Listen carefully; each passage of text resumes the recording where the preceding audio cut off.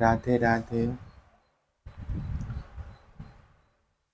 सभी को प्रणाम। जय श्रीमन नारायण, जय सिया राम। श्रीमद् भागवत महापुराण कथा कहेंगे अभी, सुनिएगा पूरा। भक्ति, ज्ञान और यम नियमों आदि स्थानों का वर्णन विस्तार पूर्वक कहते हैं।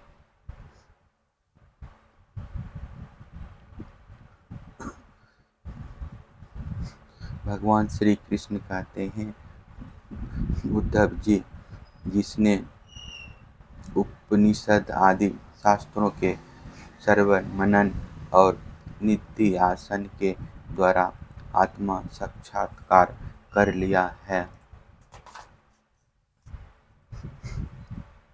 जो क्षत्रिय एवं ब्रह्मनिष्ठ हैं, जिसका निश्चय केवल युक्तियों और अनुमानों पर ही निर्भर नहीं करता। दूसरे शब्दों में, जो केवल परोक्ष ज्ञानी नहीं है, वह यह जानकर कि संपूर्ण देह परिचन्न और इसकी निवृत्ति का साधन वृत्ति ज्ञान माया मात्र है, उन्हें मुझ में लीन कर दे, वे दोनों ही मुझ आत्मा में अध्यस्त है, ऐसा जान ले। ज्ञानी पुरुष का अभीष्ट पदार्थ मैं ही हूँ, उसके साधन साध्य स्वर्ग और अपमर्ग भी मैं ही हूँ। मेरे अतिरिक्त और किसी भी पदार्थ से वह प्रेम नहीं करता। जो ज्ञान और विज्ञान से संपन्न सिद्ध पुरुष हैं, वे ही मेरे वास्तविक स्वरूप को जानते हैं। इसलिए ज्ञानी पुरुष मुझे सबसे प्रिय है। उद्धव जी, ज्ञानी पुरुष अपने ज्ञान के द्वारा निरंतर मुझे अपने अंतःकरण में धारण करता है।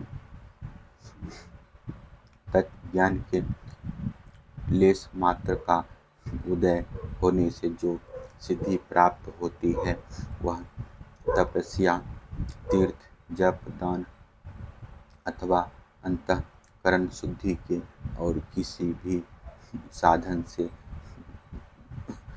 पूर्णतयात नहीं हो सकती। इसलिए मेरे प्यारे उद्धव, तुम ज्ञान के सहित अपने आत्मा स्वरूप को जान लो और फिर ज्ञान विज्ञान से संपन्न होकर भक्ति भाव से मेरा भजन करो। बड़े बड़े ऋषि मुनियों ने ज्ञान विज्ञान स्वरूप यज्ञ के द्वारा अपने अंतःकरण में मुझ सब योगों के अधिपति आत्मा का यजन करके परम सिद्धि प्राप्त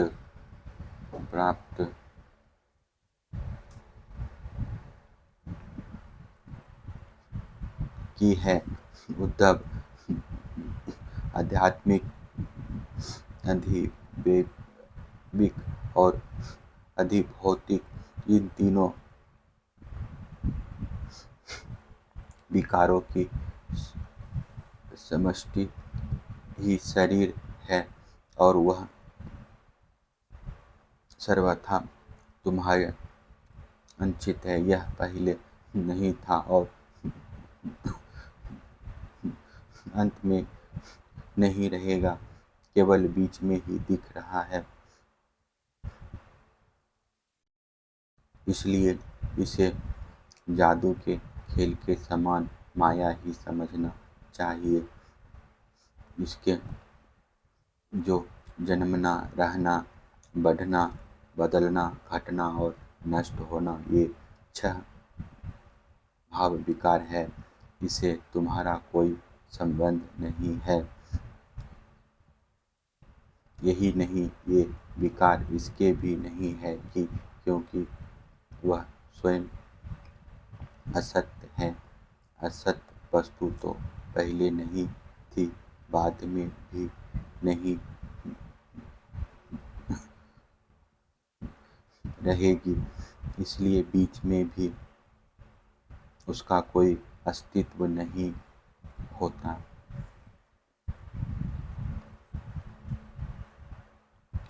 उद्धव जी ने कहा, विश्वरूप परमात्मन आप ही विश्व के स्वामी हैं।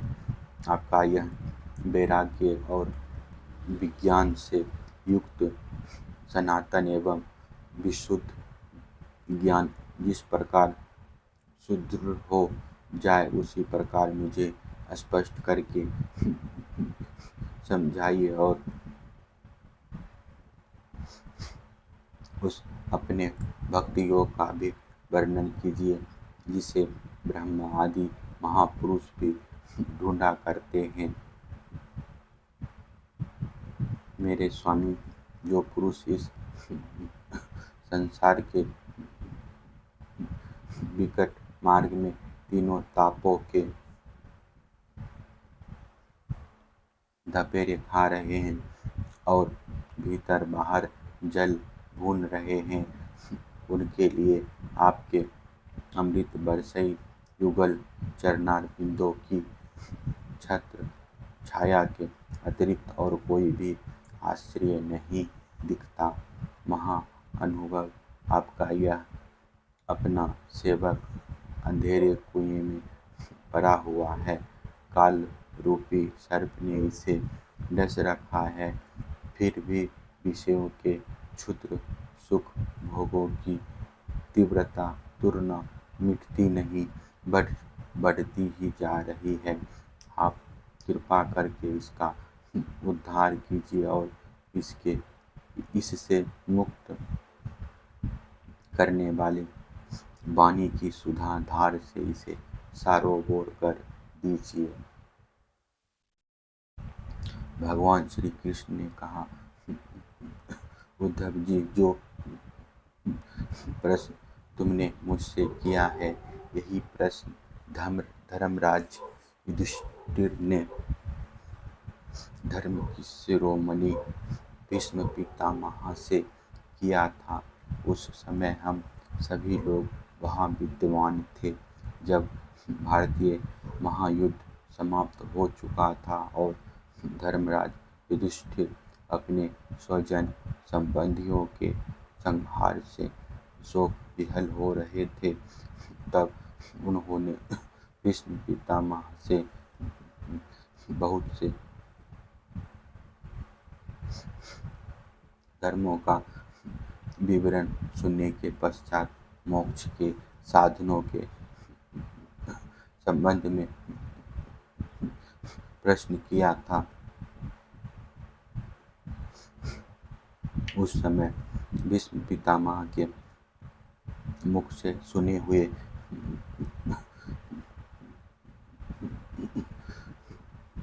मोक्ष धर्म मैं तुम्हें सुनाऊंगा, क्योंकि वे ज्ञान, वैराग्य, विज्ञान, श्रद्धा और भक्ति के भावों से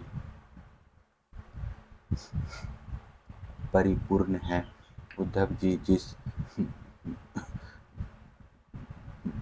ज्ञान से प्रकृति, पुरुष, महतत्व, अहंकार और पंच तन्मात्रा, ये 9 5 ज्ञानेंद्रियां, 5 कर्मेंद्रियां और 1 मन, ये 11 5 महाभूत और 3 गुण अर्थात इन 28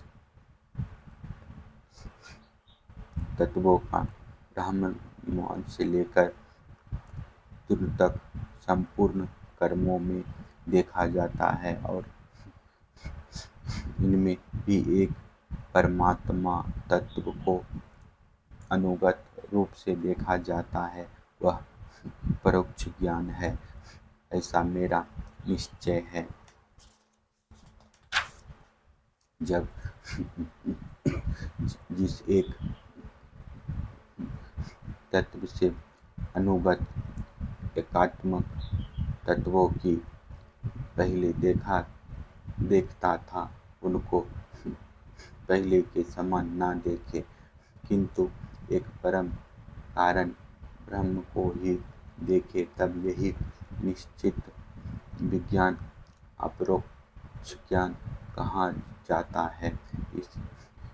इस ज्ञान और विज्ञान को प्राप्त करने की युक्ति यह है कि यह शरीर आदि जितने भी त्रिगुणात्मक सवयव पदार्थ हैं, उनकी स्थिति, उत्पत्ति और प्रलय का विचार करें।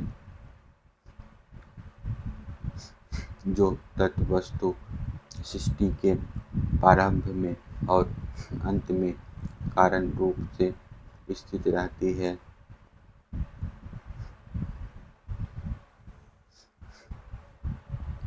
वही मध्य में भी रहती है और वही प्रतीयमान कार्य से प्रतीयमान कार्यान्तर में अनुगत भी होती है। फिर उनका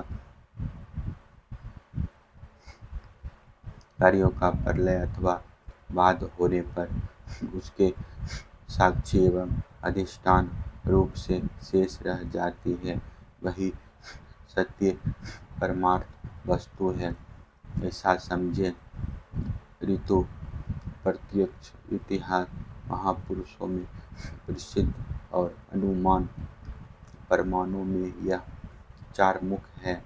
इनकी कसौटी पर कसने से दृश्य प्रपंच स्थिर, नश्वर एवं विकारी होने के कारण सत्य सिद्ध नहीं होता। इसलिए विवेकी पुरुष इस विविध कल्पनारूप अथवा शब्दमात्र प्रपंच से विरक्त हो जाता है।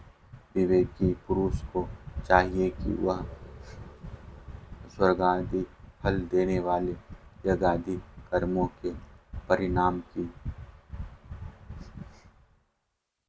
नश्वर होने के कारण ब्रह्मलोक पर्यंत स्वर्गादि सुख दुष्ट को भी इस प्रत्यक्ष विषय सुख के समान ही अमंगल, दुखदायी एवं नाशवान समझे।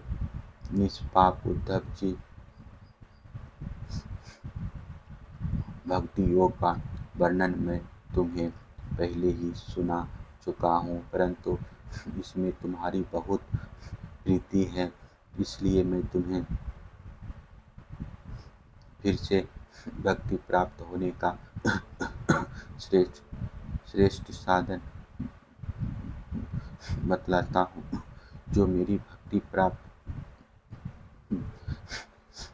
करना चाहता हो, वह मेरी अमृतमय कथा में श्रद्धा रखे, निरंतर मेरे गुण, लीला और नामों का संकीर्तन करे, मेरी पूजा में अत्यंत निष्ठा रखे और स्तोत्रों के द्वारा मेरी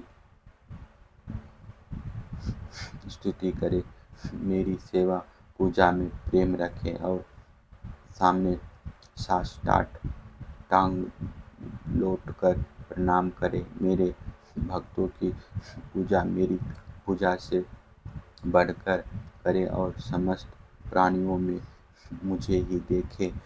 अपने एक एक अंग की चेष्टा केवल मेरे ही लिए करे, वाणी से मेरे ही गुणों को गान करे और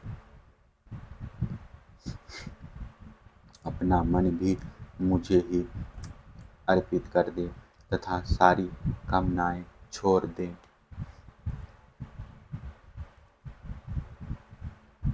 मेरे लिए धन, भोग और प्राप्त सुख का भी परित्याग कर दे और जो कुछ यज्ञ, दान, हवन, जप, व्रत और तप किया जाए, वह सब मेरे लिए ही करे। उद्धव जी, जो मनुष्य इन धर्मों का पालन करते हैं और मेरे प्रति आत्म निवेदन कर देते हैं, उनके हृदय में मेरी प्रेममयी भक्ति का उदय होता है और जिसे मेरी भक्ति प्राप्त हो गई, उसके लिए और किस दूसरी वस्तु का प्राप्त होना शेष रह जाता है। इस प्रकार के धर्मों का पालन करने से चित्त में जब सत्वगुण की वृद्धि होती है और वह शांत होकर आत्मा में लग जाता है, उस समय साधकों को धर्म, ज्ञान, वैराग्य और ऐश्वर्य स्वयं ही प्राप्त हो जाते हैं। यह संसार विविध कल्पनाओं से भरपूर है। सच पूछो तो इसका नाम तो है, किंतु कोई वस्तु नहीं है। जब चित्त इसमें लगा दिया जाता है, तब इंद्रियों के साथ इधर उधर भटकने लगता है। इस प्रकार चित्त में रजोगुण की बाढ़ आ जाती है, वह असत वस्तु में लग जाता है और उसके धर्म, ज्ञान आदि तो लुप्त हो ही जाते हैं। वह अधर्म, अज्ञान और मोह का भी घर बन जाता है। उद्धव, जिससे मेरी भक्ति हो वही धर्म है, जिससे ब्रह्म और आत्मा की एकता का साक्षात्कार हो वही ज्ञान है। विषयों से असंग निर्लिप्त रहना ही वैराग्य है और अनिमादी सिद्धियां ही ऐश्वर्य है। उद्धव जी ने कहा, रिपुसूदन, यम और नियम कितने प्रकार के हैं? श्री कृष्ण, सम क्या है? दम क्या है? प्रभु, तितिक्षा और धैर्य क्या है? आप मुझे दान, तपस्या, शूरता, सत्य और रिक्त का भी स्वरूप बतलाएं। त्याग क्या है? अभिष्ट धन कौन सा है? यज्ञ किसे कहते हैं?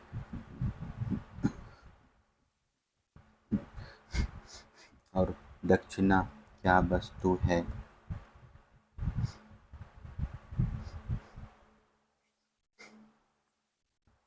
श्रीमान केशव, पुरुष का सच्चा बल क्या है? भग किसे कहते हैं और लाभ क्या वस्तु है? उत्तम विद्या, लज्जा, श्री तथा सुख और दुख क्या है? पंडित और मूर्ख के लक्षण क्या है? सुमार्ग और कुमार्ग का क्या लक्षण है? स्वर्ग और नरक क्या है? भाई बंधु किसे मानना चाहिए और घर क्या है?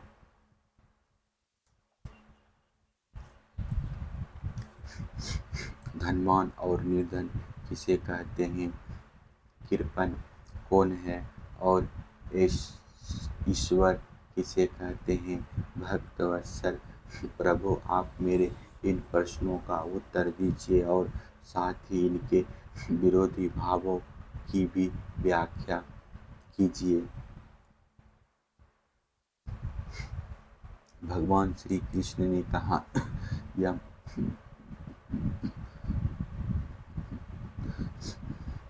यम 12 है।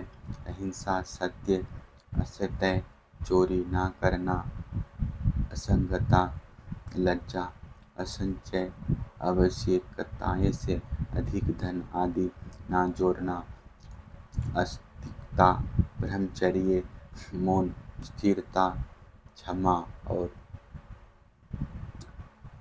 अभय। नियमों की संख्या भी 12 ही है। सोच, बाहरी पवित्रता और भीतरी पवित्रता, जप, तप, हवन, श्रद्धा, अति सेवा, मेरी पूजा, तीर्थ यात्रा, परोपकार की चेष्टा, संतोष और गुरु सेवा। इस प्रकार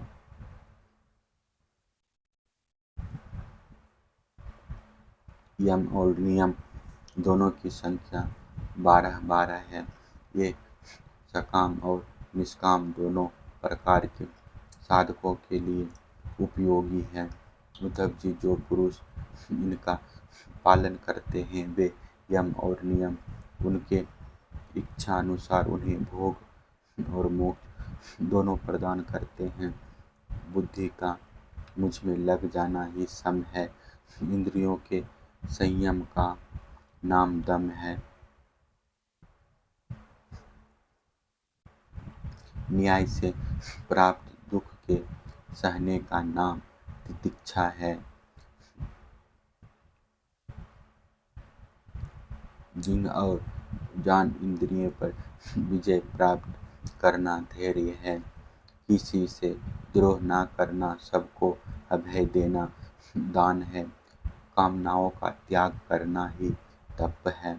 अपनी वासनाओं पर विजय प्राप्त करना ही शूरता है। सर्वत्र संभरूप सत्य स्वरूप परमात्मा का दर्शन ही सत्य है। इसी प्रकार सत्य और मधुर भाषणों को ही महात्माओं ने रित कहा है। कामनाओं में आसक्त न होना ही शौच है। कामनाओं का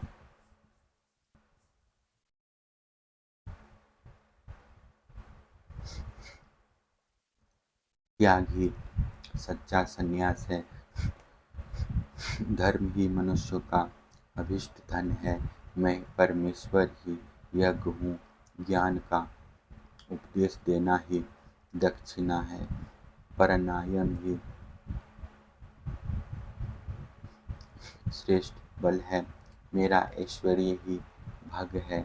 मेरी श्रेष्ठ भक्ति ही उत्तम लाभ है। सच्ची विद्या वही है जिससे ब्रह्म और आत्मा का भेद मिट जाता है। पाप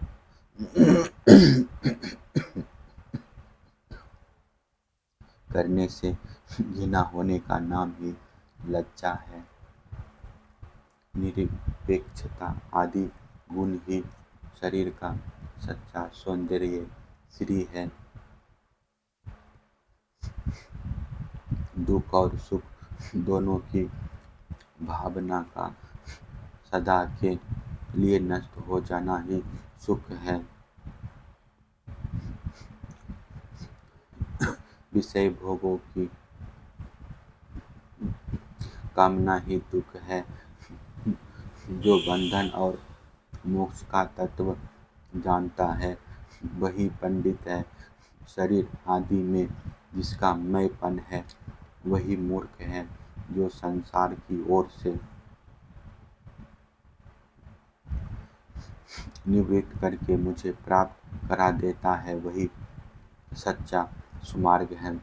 चित्त की वही मूर्खता ही कुमार्ग है। सत्वगुण की वृद्धि ही स्वर्ग और सखे तमोगुण की वृद्धि ही नरक है। गुरु ही सच्चा भाई बंधु है और वह गुरु मैं हूँ। यह मनुष्य शरीर ही सच्चा घर है तथा सच्चा धनी वह है जो गुणों से संपन्न है। जिसके पास गुणों का खजाना है, जिसके चित्त में असंतोष है, अभाव का बोध है, वही दरिद्र है। जो जितेंद्रिय नहीं है वही कृपण है। समर्थ, स्वतंत्र और ईश्वर वह है जिसकी चित्तवृत्ति विषयों में आसक्त नहीं है। इसके विपरीत जो विषय में आसक्त हैं वही सर्वथा असमर्थ हैं। प्यारे उद्धव, तुमने जितने प्रश्न पूछे थे उनका उत्तर मैंने दे दिया। इनको समझ लेना मोक्ष मार्ग के लिए सहायक है। मैं तुम्हें गुण और दोषों का लक्षण अलग अलग कहाँ तक बताऊँ, सबका सारांश इतने में ही समझ लो कि गुणों और दोषों पर दृष्टि जाना ही सबसे बड़ा दोष है, और गुण दोषों पर दृष्टि न जाकर अपने शांत निष्कल्प स्वरूप में स्थित रहे, वही सबसे बड़ा गुण है। प्रणाम। चैनल को सब्सक्राइब कर दीजिएगा। फिर दूसरा कथा में मिलते हैं।